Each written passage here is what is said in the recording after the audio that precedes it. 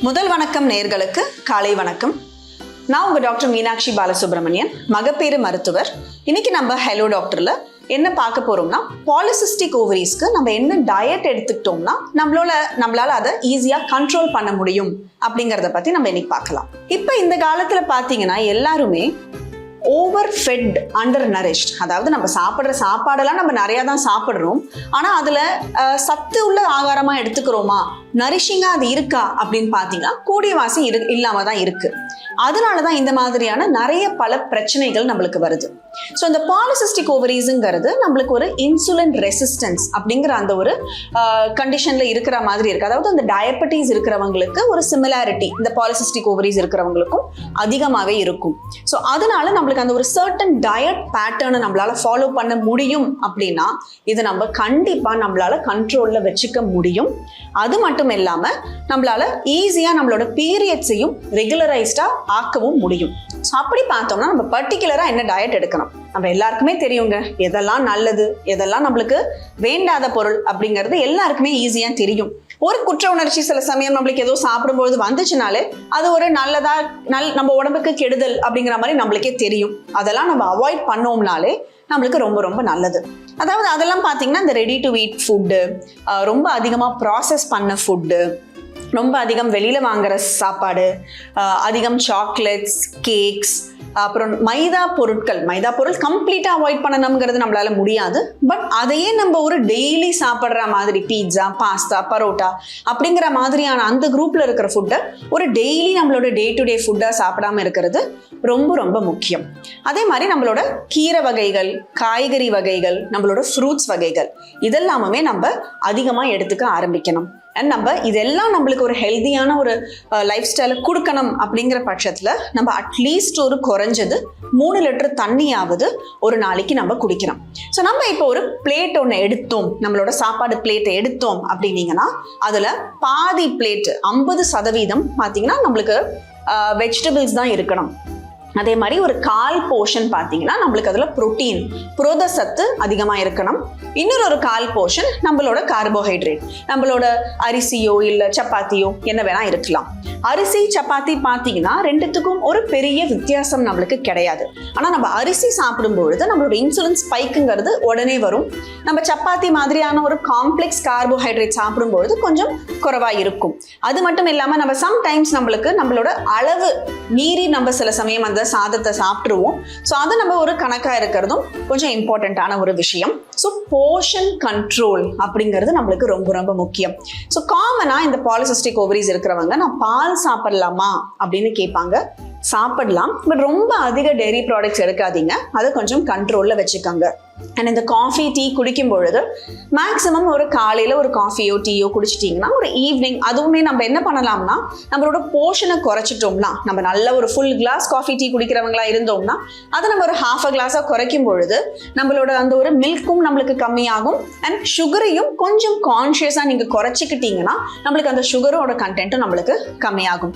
So மற்ற நேரத்தில் ஏதாவது நம்மளுக்கு குடிக்கணும்னு இருந்ததுன்னா நம்ம சூப் மாதிரி இல்லை ஒரு மோர் இல்லை நம்மளோட இளநீர் அந்த மாதிரிலாம் குடிச்சோம்னா நம்மளுக்கு இன்னும் கொஞ்சம் ஹெல்தியா இருக்கும். ஸோ இப்போ நம்ம அந்த ஒரு பிரேக்ஃபாஸ்ட், லஞ்ச், டின்னர் இதை நம்ம எப்படி எடுக்கணும் அப்படின்னு பார்த்தீங்கன்னா, பிரேக்ஃபாஸ்ட்டை பொறுத்த வரைக்கும் பிரேக்ஃபாஸ்ட்டை என்றைக்குமே ஸ்கிப் பண்ணாமல் சாப்பிட்றது ரொம்ப ரொம்ப முக்கியம். ஸோ கால வேளையில் அந்த பிரேக்ஃபாஸ்ட்டை எஸ்பெஷலி இந்த பாலிசிஸ்டிக் ஓவரிஸ் இருக்கிறவங்க அந்த ஒரு இன்சுலின் ரெசிஸ்டன்ஸ் ரொம்ப அதிகமாக இருக்கிறதுனால மார்னிங் பிரேக்ஃபாஸ்ட்டை ஸ்கிப் பண்ணாமல் சாப்பிட்றது நம்ம ரொம்ப அவசியம். ஸோ அப்படி இருக்கும்பொழுது நம்ம அதில் என்னெல்லாம் எடுத்துக்கலாம்னா, அட்லீஸ்ட் அதில் ஒரு ப்ரோட்டீன் சோர்ஸ், எக்கு சாப்பிட்றவங்களா எக்கு சாப்பிடலாம். இல்லைனா ஏதாவது நீங்கள் எக்கு சாப்பிடாதவங்களா இருந்தீங்கன்னா நீங்கள் இந்த சுண்டல் வகைகளோ இல்லைனா பன்னீரோ அந்த மாதிரி ஏதாவது ஒன்று எடுத்துக்கலாம். ஸோ ஒரு ப்ரோட்டீன் சோர்ஸ் அவசியம் தேவை. அப்புறம் நம்மளோட ரெகுலர் அந்த ஒரு இட்லி, உப்மா அந்த மாதிரி ஏதாவது சாப்பிட்றீங்கன்னா அந்த ப்ரோட்டீன் சோர்ஸ்னால இது நம்ம கார்போஹைட்ரேட் நம்ம குறைவாக கொஞ்சம் எடுத்துக்கிட்டோம்னா அது நம்மளுக்கு ஒரு பேலன்ஸ்டாக இருக்கும். அண்ட் கொஞ்சம் நட்ஸ்.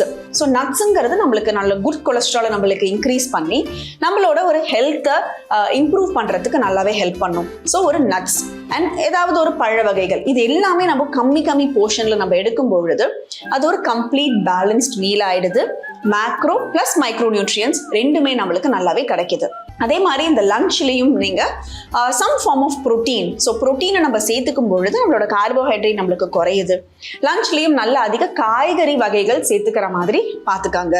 அண்ட் லீன் மீட் எடுத்தீங்கன்னா, சிக்கன் மாதிரி எடுக்கிறீங்கன்னா சிக்கன் பிரெஸ்ட் அந்த மாதிரி லீன் மீட் எடுத்தீங்கன்னா it will be better.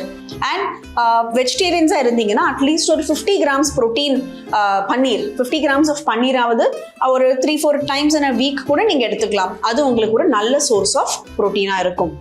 Night கூடிய மட்டும் அந்த ஒரு கார்போஹைட்ரேட்டை ரொம்ப அதிகமாக எடுக்காம கொஞ்சம் குறைச்சிட்டு நிறைய சாலட் வகைகள், வெஜிடபிள்ஸ் நிறைய எடுத்தீங்கன்னா நைட்டு கொஞ்சம் ஈஸியாக இருக்கும். அண்ட் நைட்டு டின்னரை நம்ம ஏர்லியாக முடிக்கிறதுனால நம்மளுக்கு அது வந்து ஒரு தூங்க போகிறதுக்கு முன்னாடி அட்லீஸ்ட் ஒரு 2-3 ஹவர்ஸ்க்கு முன்னாடியாவது நீங்கள் டின்னரை முடிச்சிட்டிங்கன்னா அந்த ஒரு ப்ரொலாங் ஸ்டேட் ஆஃப் ஃபாஸ்டிங் இருக்கும். அண்ட் அது மட்டும் இல்லாமல் நான் டின்னர் முடிச்சதுக்கு அப்புறமா வேற எதுவும் ஸ்நாக் பண்ண மாட்டேன், நான் வந்து அனாவசியமா ஒரு பிஸ்கெட் சாப்பிட்றது, சிப்ஸ் சாப்பிட்றது அந்த மாதிரிலாம் நான் எதுவும் பண்ண மாட்டேன்னு இருந்தீங்கன்னா அதுவும் இட் வில் பி கொஞ்சம் அந்த ஒரு ஃபாஸ்டிங் ஸ்டேட் நம்மளுக்கு நைட் இருக்கிறதுனால நம்மளுக்கு அந்த ஒரு வெயிட் கண்ட்ரோல்லேருந்து எல்லாமே பெட்டர் ஆகும். ஒரு 10% வெயிட் லாஸ் இருந்ததுனாலே அந்த பாலிசிஸ்டிக் ஓவரிஸ் இருக்கிறவங்களுக்கு அவங்களோட சிம்டம்ஸ்லாமும் நல்லா கண்ட்ரோல் ஆகுது. அண்ட் ப்ரெக்னென்சி ட்ரை பண்ணிட்டு இருக்கிறவங்களுக்கும் ஃபர்டிலிட்டி இஷ்யூஸ்லாம் நல்லாவே ரிசால்வ் ஆகும். ஸோ பட் இந்த மாதிரி நம்ம அந்த ஒரு டயட் பேட்டர்னை நம்ம நல்லா ஃபாலோ பண்ணும் பொழுது இந்த மாதிரி வெயிட் லாஸும் நம்மளுக்கு ஈஸியாகவே ஆகும். அதுக்காக டாக்டர் நான் எனக்கு பீட்சா பாஸ்தாலாம் பிடிக்கும், ஒரு கேக்கு கூட நான் சாப்பிட முடியாதுன்னா அதெல்லாம் சாப்பிடாம நம்மளால உயிர் வாழ முடியாது கண்டிப்பாக. ஆனால் அதை நம்ம ஒரு கன்சிஸ்டண்ட்டாக நம்ம அதையே நம்மளோட மெயின் ஃபுட்டாக ஆக்காம எப்பவும் நம்ம அதை சாப்பிட்டோம்னா நம்மளோட அந்த ஒரு நார்மல் ரெகுலர் டயட்டுக்கு நம்ம திரும்ப வரது தான் நம்மளுக்கு இருக்கிறதுலே முக்கியம்.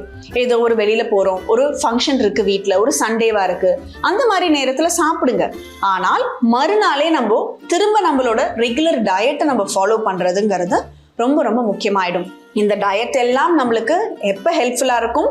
எக்ஸசைஸ் பண்ணும் பொழுது தான். ஸோ ஒரு வெயிட் லாஸுக்கு டயட்டு மோர் இம்பார்ட்டன்ட். நம்மளுக்கு டயட் தான் இருக்கிறதுலே இம்பார்ட்டன்ட் எக்ஸசைஸை விட. ஆனால் இந்த டயட் நம்மளுக்கு எப்போ ஹெல்ப்ஃபுல்லாக இருக்கும்னா இந்த எக்ஸசைஸையும் நம்ம சேர்த்து பண்ணும்பொழுது தான் நம்மளால அந்த ஒரு வெயிட் லாஸ் ஜேர்னிலேருந்து நம்ம எல்லாத்தையுமே ஹெல்த்தியாக இருக்க முடியும். இன்னைக்கு நான் அந்த பாலிசிஸ்டிக் ஓவரிஸ் இருக்கிறவங்க என்ன மாதிரி டயட் சாப்பிட்டா அவங்களுக்கு ஹெல்த்தியாக இருக்கலாம் அப்படிங்கிற டிப்ஸ் எல்லாம் பார்த்தோம். இது உங்களுக்கு யூஸ்ஃபுல்லாக இருக்கும்னு நம்புறேன். நம்ம இன்னொரு ஹலோ டாக்டர் நிகழ்ச்சியில் வேற இதே மாதிரி ஒரு டாப்பிக்கோட நான் உங்களை சந்திக்கிறேன்.